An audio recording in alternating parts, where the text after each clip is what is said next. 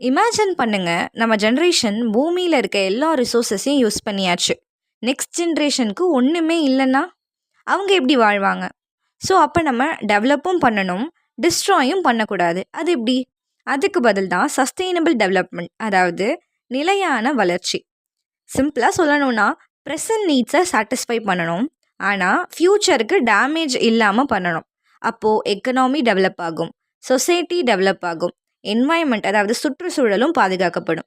இதுதான் triple bottom line focus அப்படின்னு சொல்லுவாங்க. அதை பற்றி தான் இன்னும் டீட்டெயிலாக இந்த லெசனில் பார்க்க போகிறோம். இந்த lesson Tamil Nadu text book geography 12th standard unit 7 sustainable development. கடந்த சில நூற்றாண்டுகளாக மனித வாழ்வு முறை நிறையவே மாறி இருக்கு. விவசாய வளர்ச்சி அடைஞ்சிருக்கு, தொழில் வளர்ச்சி அடைஞ்சிருக்கு, அறிவியல் தொழில்நுட்ப வளர்ச்சி அடைஞ்சிருக்கு, இறப்பு விகிதம்னு சொல்லக்கூடிய மார்டாலிட்டி ரேட் அப்படின்றது குறைஞ்சிருக்கு. ஆனால் பாப்புலேஷன் க்ரோத், பிறப்பு விகிதம் அப்படின்றது அதிகமாகியிருக்கு. பாப்புலேஷன் அதிகமாக ஆகுது அப்படின்னா அதுக்கேற்ற ரிசோர்ஸ், அதாவது வளங்களோட இருப்பு அப்படின்றது நமக்கு அதிகமாக தேவைப்படும். அதிகமாக தேவைப்படும் போது அதிகமாக சுரண்டுவோம், அப்போ அதிகமாக குறையும், ஒரு நேரம் இல்லாமையே போயிடும். இதை சமாளிக்க தான் சஸ்டைனபிள் டெவலப்மெண்ட் பற்றி பேசுகிறோம். ஸோ சஸ்டைனபிலிட்டி அப்படின்னா not just environment but environmental responsibility இருக்கணும். அதாவது நேச்சரை பாதுகாக்கணும், பொல்யூஷன் மாசு குறைக்கணும், ரினியூவபிள் எனர்ஜியெல்லாம் நம்ம யூஸ் பண்ணணும். எர்த் வந்து ரொம்ப ஹெல்த்தியாக இருக்கும். எக்கனாமிக் ஹெல்த் இருக்கணும், அதாவது வளர்ச்சி இருக்கணும், அது கூட வேலைவாய்ப்பும் இருக்கணும், ஆனால் பூமி பாதிக்காத மாதிரி இருக்கணும். சோஷியல் ஈக்விட்டி, அனைவருக்கும் சம வாய்ப்பு கிடைக்கணும், சம மரியாதை கிடைக்கணும், அவங்களோட தேவைகள் எல்லாம் பூர்த்தியாகணும். கல்ச்சுரல் வைட்டாலிட்டி, அதாவது கலாச்சாரம் தான் நமக்கு ரொம்ப அடையாளமாக இருக்கக்கூடிய ஒன்று. அதை நம்ம பாதுகாக்கிற மாதிரி சில விஷயங்களை செய்யணும், அதனால நம்ம வளர்ச்சி அடையணும். இந்த வார்த்தை சஸ்டைனபிலிட்டி அப்படின்றது தமிழில் நம்ம நிலைத்தன்மை அப்படின்னு சொல்லுவோம்.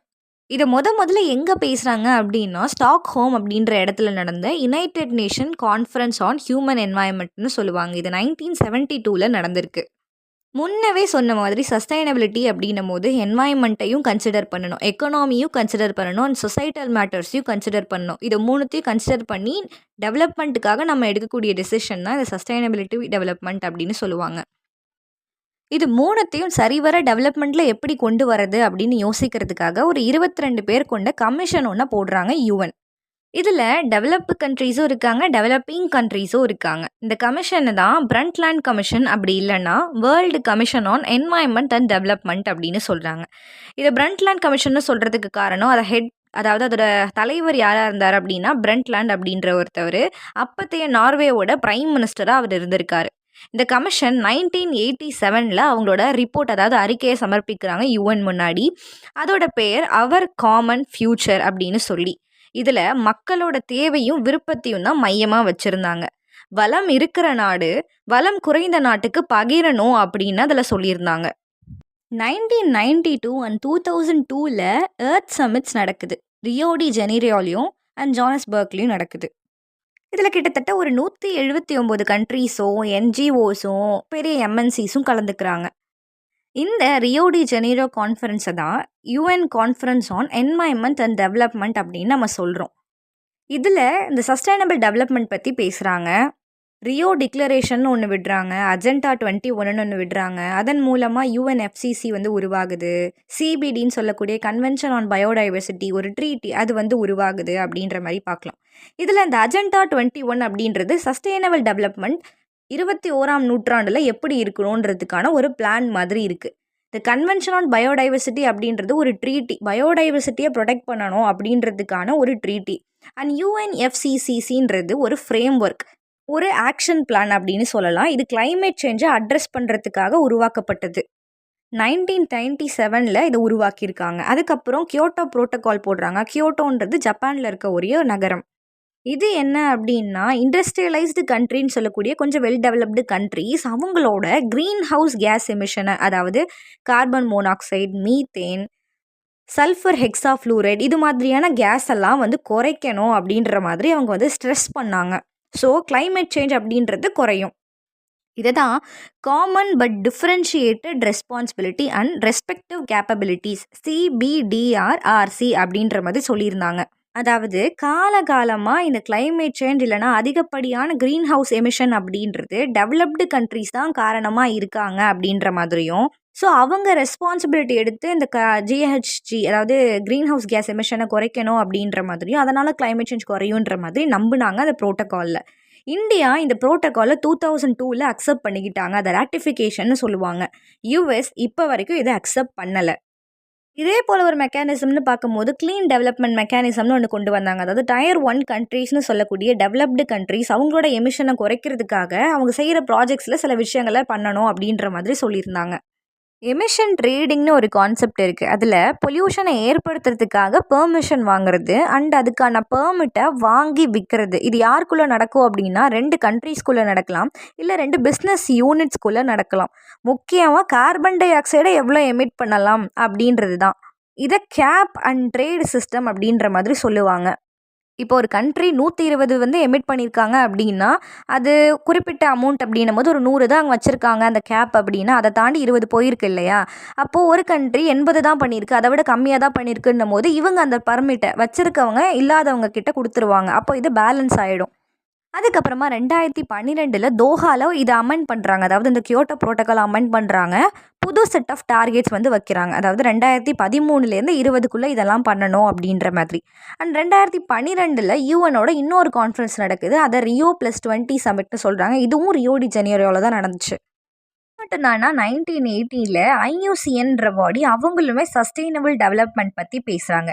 சரி, இப்போ சஸ்டெயினபிள் டெவலப்மெண்ட் பற்றி அதோட ஹிஸ்ட்ரியை பற்றி நம்ம கொஞ்சம் டீட்டெயில்டாக பார்ப்போம். 1962 சைலண்ட் ஸ்ப்ரிங்னு சொல்லி ஒரு புக்கு ரிலீஸ் ஆகுது. அதை ரேஷல் கார்சன் அப்படின்றவங்க ரிலீஸ் பண்ணுறாங்க. அதில் என்வாயன்மெண்ட் பற்றியும் அதோட டேமேஜஸை பற்றியும் சொல்கிறாங்க. 1972 ஸ்டாக்ஹோம் கான்ஃபரன்ஸ் நடந்துச்சுன்னு நம்ம பார்த்தோம். அதில் என்வாயன்மெண்ட் டெவலப்மெண்ட்டுக்குமான ஒரு மிகப்பெரிய சம்மிட்டாக வந்து அது நடந்துச்சு. 1987 பிரண்ட்லேண்ட் கமிஷன் போட்டாங்கன்னு பார்த்தோம். சஸ்டைனபிள் டெவலப்மெண்ட் பற்றி டிஸ்கஸ் பண்ணாங்க. அதில் தான் நம்ம ட்ரிபிள் பாட்டம் லைன்னு சொல்லக்கூடிய என்வாயன்மெண்ட், சொசைட்டி அண்ட் எக்கனாமியை பற்றி டிஸ்கஸ் பண்ணோம். 1992 ரியோ சமிட் நடந்துச்சு. அதில் தான் நம்ம பார்த்தோம் அஜெண்டா 21 போட்டாங்க, ரியோ டிக்ளரேஷன் போட்டாங்க, UNFCCC எஸ்டாப்ளிஷ் பண்ணாங்கன்றது. 1997 கியோட்டோ ப்ரோட்டோகால் இதை பைண்ட் பண்ணி ஆகணும் அப்படின்ற மாதிரியான சில விஷயங்களை அவங்க சொன்னாங்க, ஸ்ட்ரெஸ் பண்ணி சொன்னாங்க. 2000 மில்லினியம் டெவலப்மெண்ட் கோல்ஸ் அப்படின்னு சொல்லி சில கோல்ஸை ரிலீஸ் பண்ணுறாங்க. ஆனால் இந்த கோல்ஸ் வந்து ரொம்ப நேரோ பேஸ்டாக இருந்ததுனால தான் அது ஃப்யூச்சரில் சஸ்டெயினபிள் டெவலப்மெண்ட் கோல்ஸாக மாறுச்சு. உதாரணத்துக்கு ஹியூமன் ரைட்ஸை பெருசாக அவங்க கன்சிடர் பண்ணலை, ஜஸ்டிஸ்ன்னு சொல்லக்கூடிய வார்த்தை அதை வந்து ரொம்ப கன்சிடர் பண்ணலை. அண்ட் இது ஒரு லாங் டேர்ம் ப்ராசஸாக இருந்துச்சான்னு கேட்டால் இல்லை. அதனால தான் நம்ம சஸ்டெயினபிள் டெவலப்மெண்ட் கோல்ஸை இப்போ கொண்டு வந்தோம். 2002 Rio+10 அப்படின்னு சொல்லி ஜோனஸ்பர்க்கில் இதே போலியான ஒரு earth summit or world summit ஒன்று நடந்துச்சு. இதில் பார்ட்னர்ஷிப்பை பற்றி எம்ஃபசைஸ் பண்ணுறாங்க, கூட்டு முயற்சியை பற்றி. 2009 to 2011 COPஸ்ன்னு சொல்லக்கூடிய கான்ஃபரன்ஸ் ஆஃப் பார்ட்டிஸ் மீட்ஸ் நடக்குது. இது கிளைமேட் சேஞ்சுக்காக உலக நாடுகள் எல்லாம் சேர்ந்து ஒரு கூட்டமைப்பு போல் பண்ணுறாங்க. இது UNFCCC கன்வென்ஷனுக்கு கீழே இருக்கக்கூடிய ஒரு மீட்டிங். 2012 Rio+20ன்னு சொல்லக்கூடிய ஒரு மீட் நடக்குது. இது ஃபியூச்சர் வி வாண்ட் அப்படின்ற மோட்டோவில் பண்ணுறாங்க. இங்கே தான் மில்லேனியம் டெவலப்மெண்ட் கோல்ஸை செக் அண்ட் பேலன்ஸ்க்கு கொண்டு வராங்க. அண்டு புதுசான ஒரு ஃப்ரேம் பண்ணணும் அப்படின்ற அந்த ஒரு ஸ்ட்ரெஸ் இங்கே தான் நடக்குது. இதுக்கப்புறம் தான் நம்ம சஸ்டைனபிள் டெவலப்மெண்ட் கோல்ஸை கொண்டு வரோம். 2014 சிட்ஸ் கான்ஃபரன்ஸ் நடக்குது. அதாவது ஸ்மால் ஐலாண்ட்ஸ் அண்ட் டெவலப்பிங் ஸ்டேட்ஸ்க்காக. இங்கே என்னென்னா குட்டி ஐலாண்ட்ஸ்லாம் வந்து சீ லெவல் ரைஸ்ன்றது ரொம்ப பெரிய பிரச்சனையாக இருந்துட்டு இருந்தது. இது காரணம் கிளைமேட் சேஞ்சுன்னு சொல்லலாம். ஸோ அங்கே அதை அட்ரஸ் பண்ணுறாங்க. 2015 நமக்கு தெரியும் சஸ்டைனபிள் கோல்ஸ் கொண்டு வந்தோம். யூஎனோட சஸ்டைனபிள் டெவலப்மெண்ட் சம்மிட்டில் இதை வந்து பண்ணியிருக்கோம். இது ஒரு 17 கோல்ஸ் கொண்ட ஒரு சிஸ்டம் தான். இது யூனிவர்சலாக இருக்கும், இன்டெகிரேட்டடாக இருக்கும் அண்ட் டிரான்ஸ்ஃபர்மேட்டிவான கோல்ஸாக இருந்துச்சு. 2016 2013 வரைக்கும் டெவலப்மெண்ட் எப்படி இருக்கணும், அதுவும் சஸ்டைனபிளாக இருக்கணும், அதை எப்படி கொண்டு போகலான்றதுக்காக கொண்டு வந்த கோல்ஸ் தான் இது. இது இல்லாமல் பாரிஸ் அக்ரிமெண்ட்டும் 2015 தான் 12th டிசம்பரில் நடக்குது.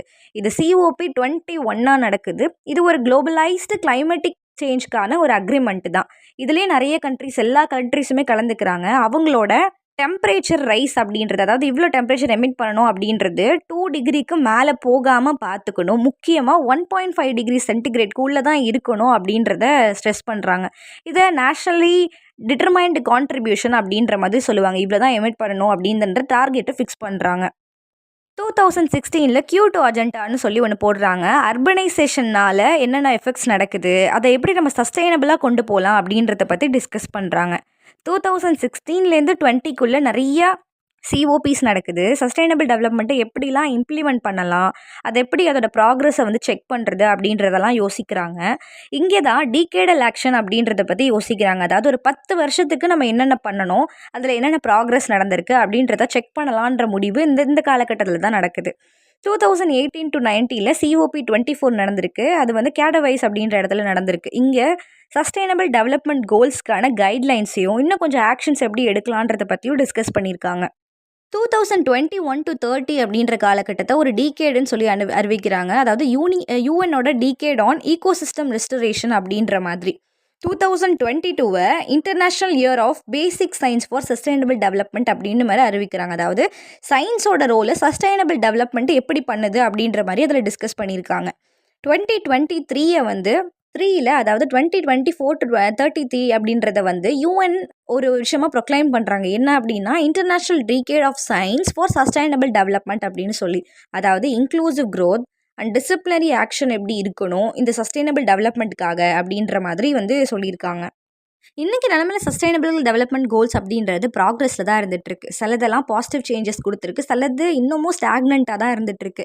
பாரிஸ் அக்ரிமெண்ட்டில் சொல்லக்கூடிய விஷயம், அந்த டார்கெட்டை வந்து இப்போ வரைக்கும் நம்மளால் மீட் பண்ண முடியல. சில கண்ட்ரிஸ் பண்ணியிருக்காங்க ஓரளவுக்கு.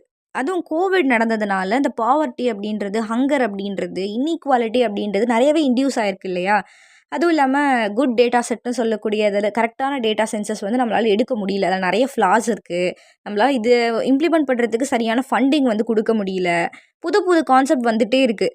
சஸ்டெயினபிள் கன்சப்ஷன்னு சொல்கிறோம், கிளைமேட் ரெசிலியன்ஸுன்னு சொல்கிறோம். இது மாதிரி புதுசாக வர வர நமக்கு கன்ஃபியூஸ் ஆகுது. இதனால் டிலே நிறையா ஆகுது. சரி, இப்போ கன்வென்ஷன்னு சொல்கிறீங்க, கான்ஃபரன்ஸ்னு சொல்கிறீங்க, ப்ரோட்டோகால்னு சொல்கிறீங்க. இதெல்லாம் என்ன அப்படின்னா, முதல்ல கான்ஃபரன்ஸை பற்றி தெரிஞ்சுப்போம். கான்ஃபரன்ஸ் அப்படின்றது உலகத்தில் இருக்க முக்கியமான தலைவர்கள்லாம் ஒரு இடத்துல கூடி ஒரு பர்டிகுலர் டாப்பிக்கை பற்றி டிஸ்கஸ் பண்ணுவாங்க, டிபேட் பண்ணுவாங்க, கிரிட்டிசைஸ் பண்ணுவாங்க. இதெல்லாம் அங்கே நடக்கும். உதாரணத்துக்கு நம்ம ரியோ சம்மிட்டை சொல்லலாம். கன்வென்ஷன் அப்படின்னும் போது ஒப்பந்தம். இந்த கண்ட்ரிஸ் வந்து அவங்களுக்குள்ளே ஒத்துக்கிட்டு அதை ஃபாலோ பண்ணியே ஆகணும் அப்படின்ற மாதிரி முடிவு பண்ணுவாங்க. அதுக்கு எக்ஸாம்பிளுக்கு நம்ம யுஎன்எஃப்சிசிசி கன்வென்ஷன் பார்த்தோம் இல்லையா, அதை வந்து சொல்லலாம். ப்ரோட்டோகால் அப்படின்றது குட்டி கன்வென்ஷன் இல்லைனா குட்டி அக்ரிமெண்ட்னு சொல்லலாம். இந்த பெரிய கன்வென்ஷனை எப்படி வந்து அச்சீவ் பண்ணுறது அப்படின்றதுக்கு ஸ்ப்ளிட்டப்பில் கொடுப்பாங்க. இதை அக்செப்ட் பண்ணியே ஆகணுன்ற மாதிரி ஒரு பைண்டிங் சிஸ்டமாக தான் கண்டிப்பாக இருக்கும். இதுக்கு எக்ஸாம்பிள் நம்ம கியோட்டோ ப்ரோட்டோகாலை சொல்லலாம். இது யுஎன்எஃப்சிசிக்கு கீழே வந்துச்சுன்னு நம்ம பார்த்தோம்.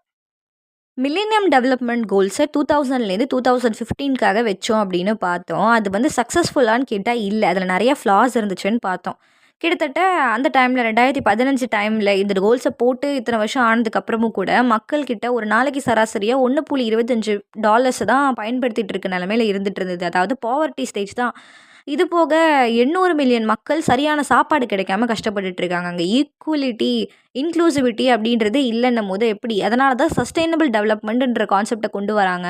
சஸ்டெயினபிள் டெவலப்மெண்ட் கோல்ஸ் அப்படின்றது 2015 வருது. இது ஒரு 17 கோல்ஸ், அதாவது இலக்குகள் கொண்டது. யுஎன் வந்து இதை வந்து ரிலீஸ் பண்ணுறாங்க. ஆன் பேசிஸாக ஒரு 169 டார்கெட்ஸ் இருக்குது. அதுக்கு 304 இண்டிகேட்டர்ஸ் வைக்கிறாங்க. இதெல்லாம் யுஎன்ஜிஏ அதாவது ஜெனரல் அசெம்பிளி பண்ணுறாங்க. இதை வந்து சஸ்டைனபிள் டெவலப்மெண்ட்டை 2030க்குள்ளே நம்ம அட்டைன் பண்ணணும் அப்படின்றதுக்காக. எல்லாருக்கும் சம வாய்ப்பு, எல்லாருக்கும் சுகாதாரமான சாப்பாடு, எல்லாருக்குமான நிதி வசதின்னு எல்லாமே கிடைக்கணுன்றது தான் அதோட கொள்கை. கோல்ஸ் போட்டால் போதுமா? அதை எப்படி நம்ம ப்ராக்ரஸ் அதோட மானிட்டரிங் பண்ணுறது அப்படின்னும் போது அதுக்கு ரிப்போர்ட் இருக்குது. வருஷம் அதை ரிலீஸ் பண்ணுவாங்க. அதில் ரேங்கிங் விடுவாங்க. அந்த 167 கண்ட்ரீஸும் எந்த மாதிரி இருக்குதுன்னு சொல்லி. இதில் இந்த வருஷத்துக்கு 2025 ஃபின்லாந்து இடத்துல இருக்காங்க. நம்ம இந்தியா 99வது இடத்துல இருக்குது அப்படின்றத நம்ம பார்க்கணும். எவ்வளோ வேகமாக இந்த சஸ்டைனபிள் டெவலப்மெண்ட் கோல்ஸ் வந்து இம்ப்ளிமெண்ட் ஆகிட்டு இருக்குது அப்படின்னு செக் பண்ணுறதுக்காக இண்டெக்ஸும் ஒன்று வச்சுருக்காங்க. இதை வந்து பிரெண்டல்ஸ்மேன் ஸ்டிஃபங் அப்படின்றவங்களோ, UN sustainable development solution network அப்படின்றவங்களோ, இவங்க ஒரு நான் ப்ராஃபிட் ஆர்கனைசேஷன். இவங்க வந்து ரிலீஸ் பண்ணுறாங்க.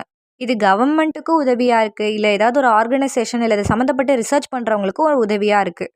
இது மூலமாக இந்த கோல்ஸ் எல்லாம் இம்ப்ளிமெண்ட் பண்ணுறதுக்கு என்னென்ன சேலஞ்சஸ் இருக்குது, அவர் எதை ப்ரையாரிட்டைஸ் பண்ணணும், அது மூலமாக நம்ம 2030 வந்து சஸ்டைனபிள் டெவலப்மெண்ட் கோல்ட்டை அச்சீவ் பண்ணிடலாம் அப்படின்றதுக்காக. இது 2016 பண்ணுறாங்க அப்படின்றத நம்ம தெரிஞ்சுக்கணும். இந்த இண்டெக்ஸ் வந்து 0 to 100 கவுண்ட்ஸ்குள்ளே இருக்கும் அப்படின்றது ஒரு ஃபேக்ட். ஸோ இந்த சஸ்டைனபிள் டெவலப்மெண்ட் கோல்ஸ் அப்படின்றது ஒன்றுக்கு ஒன்று இன்டகிரேட் ஆன ஒரு கோல்ஸ் தான்.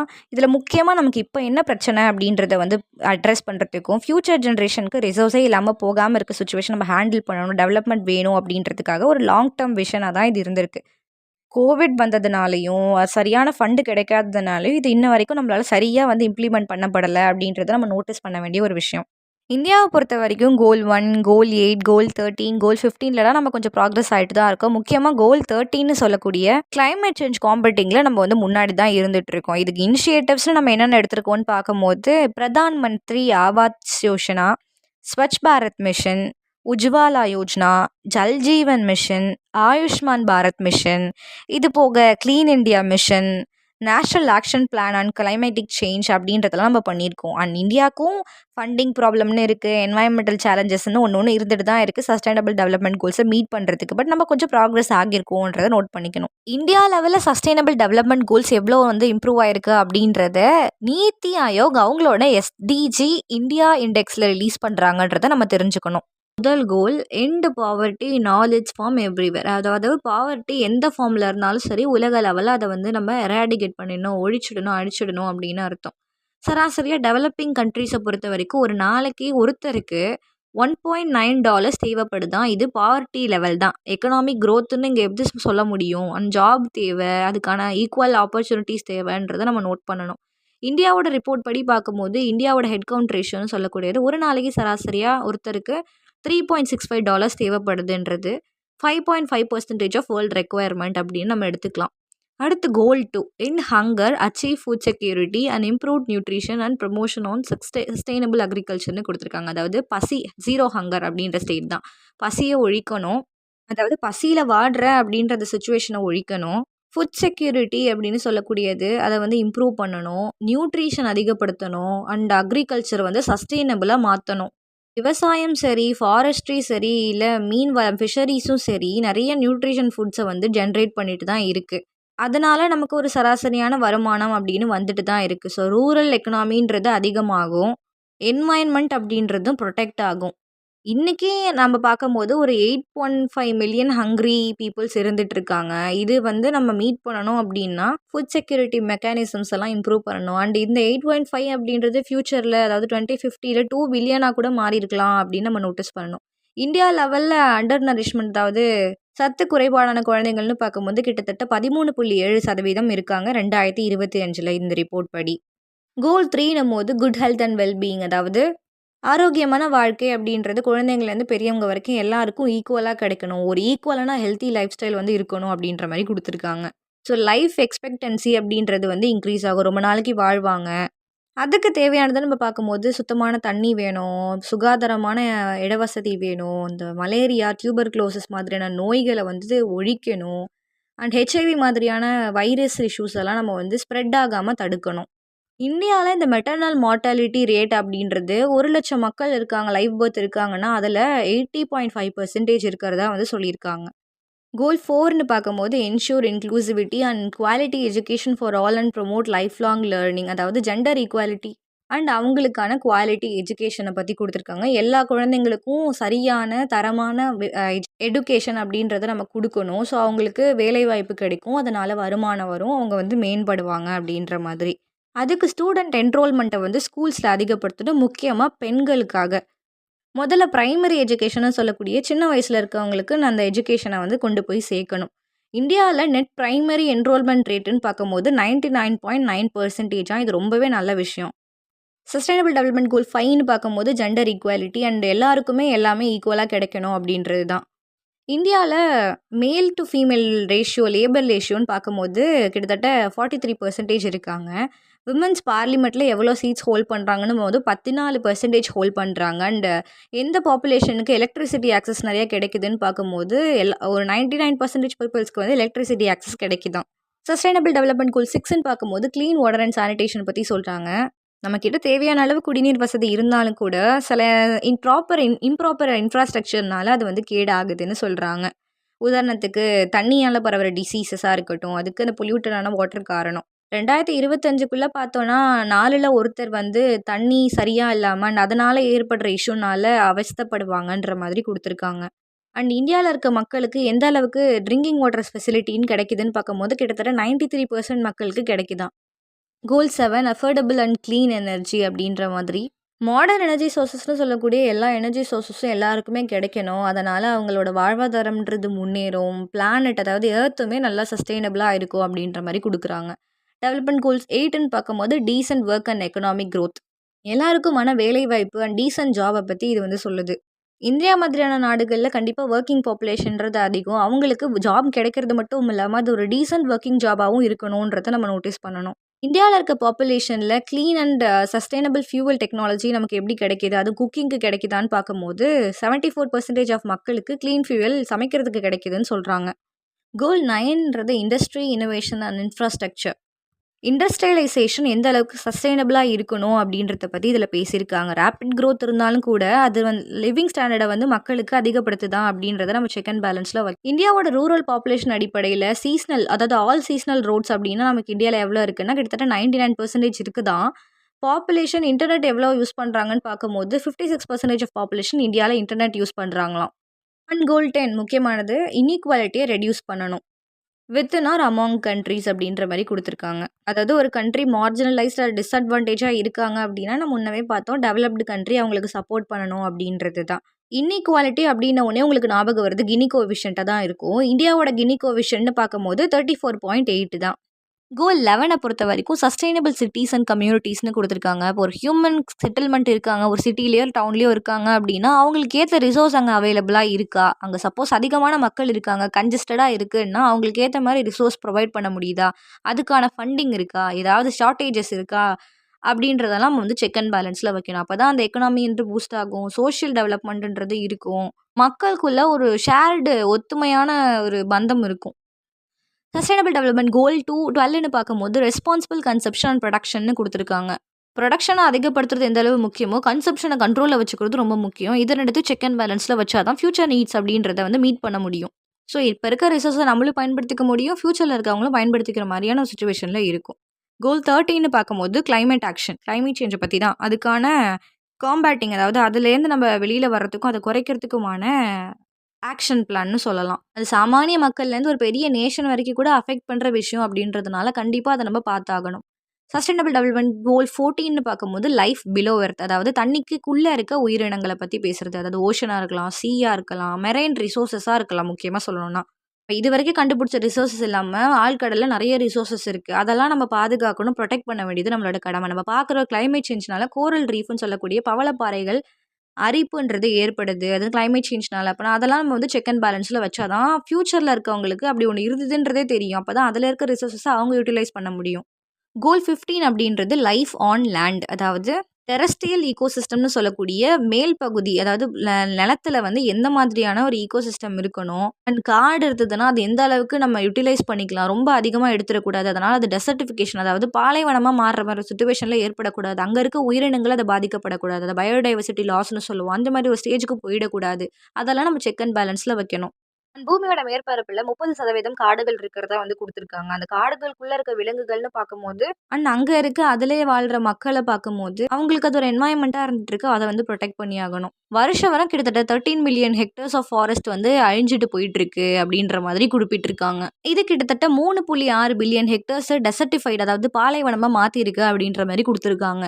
கோல் 16 அப்படின்றது பீஸ், ஜஸ்டிஸ் அண்ட் ஸ்ட்ராங் இன்ஸ்டிடியூஷன்னு குடுத்துருக்காங்க. அதாவது நீதி வந்து எல்லாருக்கும் கிடைக்கணும் அப்படின்றத பத்தி. இது வந்து மில்லேனியம் டெவலப்மெண்ட் கோல்ஸ்ல பேசப்படாத ஒண்ணு. அத நம்ம இங்க பேசியிருக்கோம். நீதி அப்படின்றது எல்லாருக்கும் எல்லாமே கிடைக்கணும் அப்படின்றது பேசுறது தானே. ஒருத்தவங்களுக்கு அக்கவுண்டபிளா இருக்கணும். ஒரு எஃபெக்டிவ் சொசைட்டியா உருவாகுறதுக்கு அது ரொம்ப ஒரு ரீசனா இருக்குன்ற மாரி குடுத்துருக்காங்க. கோல் 17 அப்படின்றது பார்ட்னர்ஷிப்ப பத்தி குடுத்துருக்காங்க. அதாவது பிட்வீன் கவர்மெண்ட்டா இருக்கலாம், இல்ல பிட்வீன் கவர்மெண்ட் அண்ட் பிரைவேட் செக்டரா இருக்கலாம், இல்ல மக்களுக்குள்ளேயும் இருக்கலாம். இவங்கக்குள்ள இருக்க ஒத்துமையினால மட்டும் தான் இந்த மாதிரியான கோல்ஸ நம்மளால நிறைவேத்த முடியும்.